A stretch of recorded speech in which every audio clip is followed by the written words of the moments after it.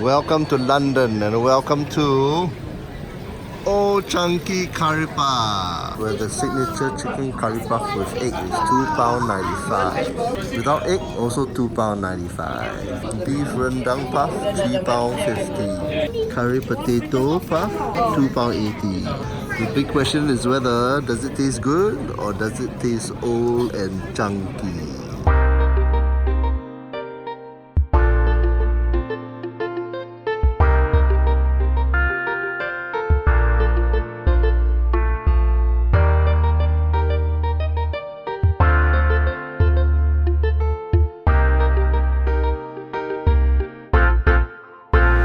Hello, it's a rainy morning in Chinatown, Singapore. So hi, you're watching Gregsby Eats and we're here at Chinatown Complex to talk about Fatty Ox Kitchen. It's located in a tucked away corner of Chinatown Complex and it's an authentic Cantonese noodle shop slash roast meat shop, and they execute their dishes very authentically thanks to its Hong Kong-born chef Cheung Sun Huai. Now in his 60s, Cheung moved to Singapore in the 1980s and started selling Hong Kong roasts in a coffee shop at Pagoda Street in 1986. Most veteran foodies will remember his restaurant, Fatty Ox Hong Kong Roast Duck, which opened in 1991 at Murray Terrace, before closing shop in 2007. After a brief stint in a North Bridge Road coffee shop for a year or two, he moved to Chinatown Complex in 2011 and he has been there ever since. So come, let's have a taste.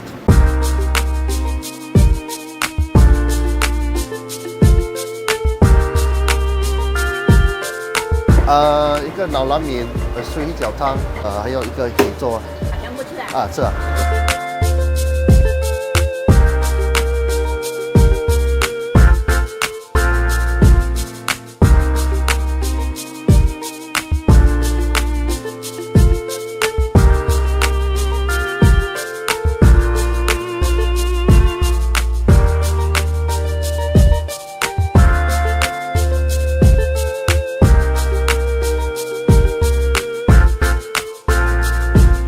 Okay, we're back from the stall and we got a few items. First is the Nao Lan Mian, the beef brisket noodles. I've already mixed it up just to show what it looks like. Then I ordered some sui jiao tang dumpling soup. There we go.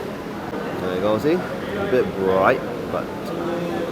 And I ordered some hei zhou, prawn rolls, fried prawn rolls, but it's actually got meat inside lah. Okay.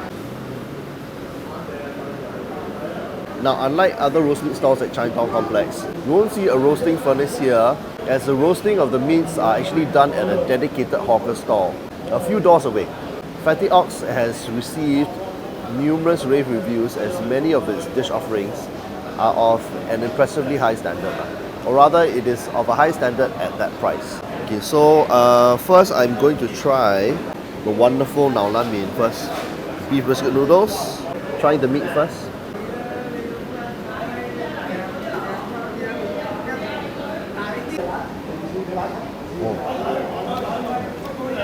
It's quite well marinated with a deep dark soy flavour that has penetrated almost all the way through. The meat is not as soft as it could be, but I have tasted it where it has been soft before. So this stall has its ups and downs. But the tendon is what you're looking for really.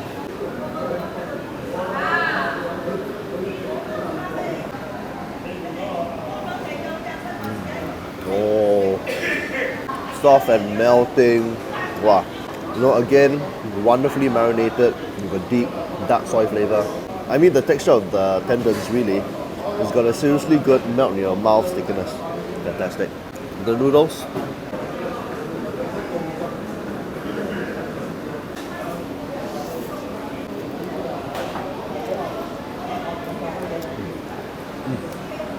The accompanying thick egg noodles, they are nicely dressed with the beef brisket's braising sauce. Oil rich, soy flavored, slightly herbal, very slightly. You almost can't taste it. It's got a very deep dark soy flavor, but not too salty either. And of course it comes with some veg. Boiled veg, nice and crunchy. Now the point about these beef brisket noodles is not that they are good. Okay, you can get beef brisket noodles in a lot of Hong Kong style shops.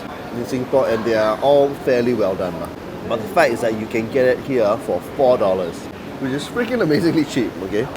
And you get, decent sized pieces. You get 2 large chunks of beef, and you get 3 impressively large tendon pieces, plus a whole bunch of noodles and vegetables. Trying the hei zhou, prawn rolls, ngoh hiangs. It's basically got minced pork inside. It's got a bit of pork fat. It's got a bit of chopped prawns, I think so. Yeah, chopped prawns. Coriander, I believe. Yeah, not sure if they put water chestnuts. I can't remember.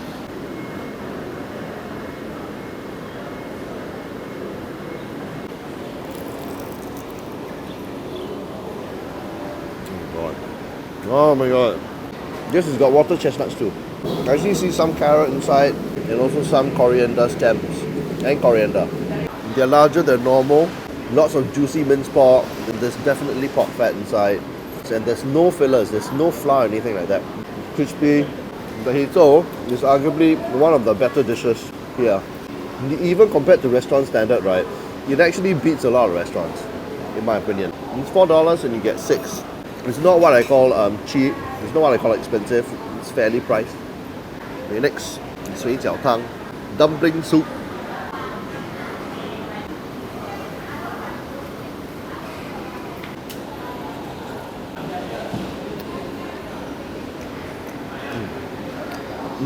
Very nice.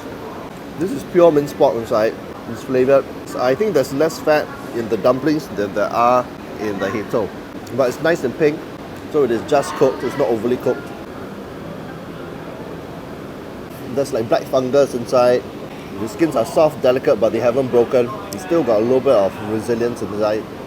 Some water chestnuts too, for crunch. It's actually got a lot of black fungus. I'm actually surprised. There's no prawn inside. Normally they tend to put a prawn inside also. The soup is nice and rounded, not too salty. You can actually taste, some stock flavor inside. It's not just salt. 1, 2, 3, 4, 5. I think you get about 5 or 6, maybe 5. And I can't remember the price, but I'll link it over here. So. Okay, all done. But it's not over yet. I still have a few more dishes of theirs which I have to try. So I'll see you next week.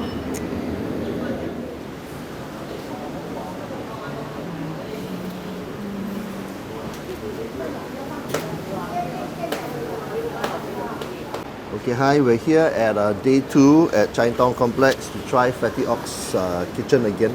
And this time I'm trying their roast meats. So basically they've got 3 kinds of roast meats. They've got the soy sauce chicken, they have got char siu, and they have got roast duck. I chose all 3. I said that it's for 2 people and I ordered 2 kinds of char siu. Basically the fatty kind and the lean kind. Now Chinatown Complex is very competitive when it comes to soy sauce chicken. And Fatty Ox is easily one of the top stalls to go to for the dish. But whether you like it over, let's say, the other heavyweights like the Michelin star Hawker Chan or Maria Virgin Chicken, depends on how you like your soy sauce chicken. So let's try a piece. The lady in front gave me the leg, so it's bound to be soft but we're more concerned about the taste of the marinade itself.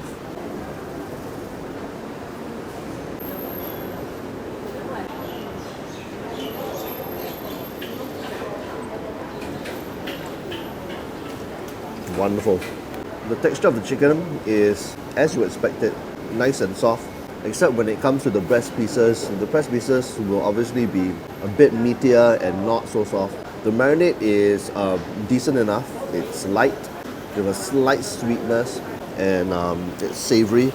It obviously changes from day to day. Okay, the chicken skin is flavorful enough, but it's definitely not as flavorful as Hawker Chan or Maria Virgin Chicken. The reason is because in Hong Kong, they don't actually have such a heavy marinade to their soy sauce chicken. So this is more Hong Kong style in that sense. But the flavour is up quite a lot if you eat it in conjunction with the ginger and scallion oil mixture, which they pour on top. This is the ginger and scallion oil mixture. And you eat it with the chicken.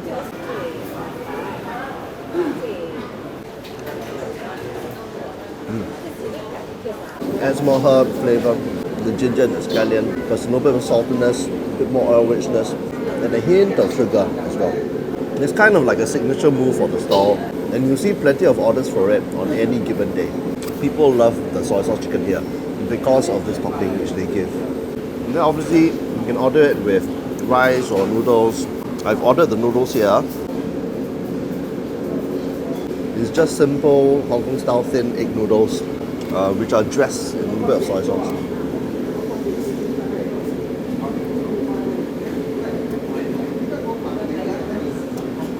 Springy, very firm, not soft at all.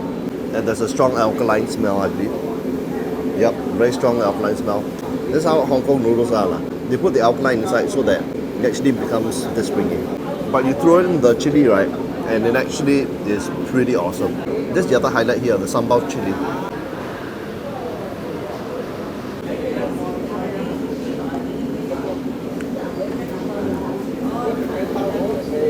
Very roasted, oil rich. It's made with large chopped dried chilies. It has a very interesting, slightly sour, savory, smoky, spicy taste. So if you mix the chili with the noodles, it's actually a pretty nice balanced taste.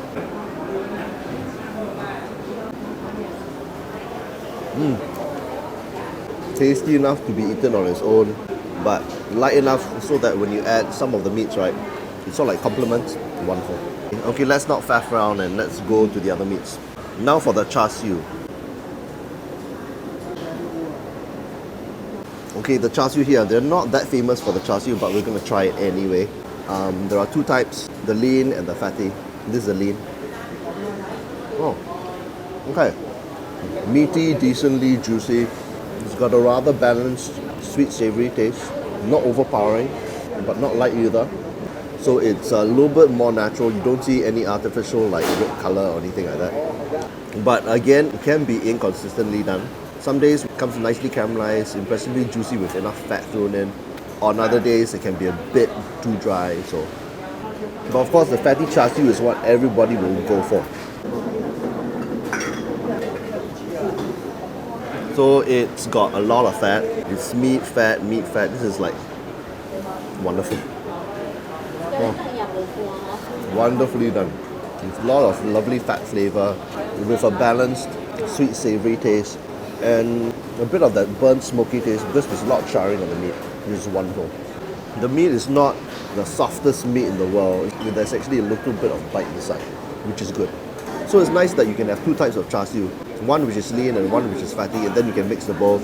You have to specify that you want some of the fatty char siu. Otherwise, they'll just give you the thin one. So, because it is what most people want, because it is really fatty. Trying the duck. The roast ducks used to be a big draw, but they can be inconsistently done. Let's try it first.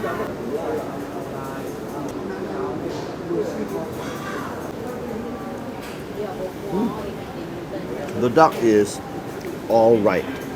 It's not bad. It's quite meaty. There's still a little bit of moisture there. Probably not as much as I would like. There's no crisp skin at all, but it is still a bit dry, the meat. It's got a little bit of that five spice taste. Try one more piece. Yeah, okay. So. I mean, the roast ducks here are inconsistently done. On a good day, it comes with nice crispy skin, but today it's not the case. And the meat can be a bit dry.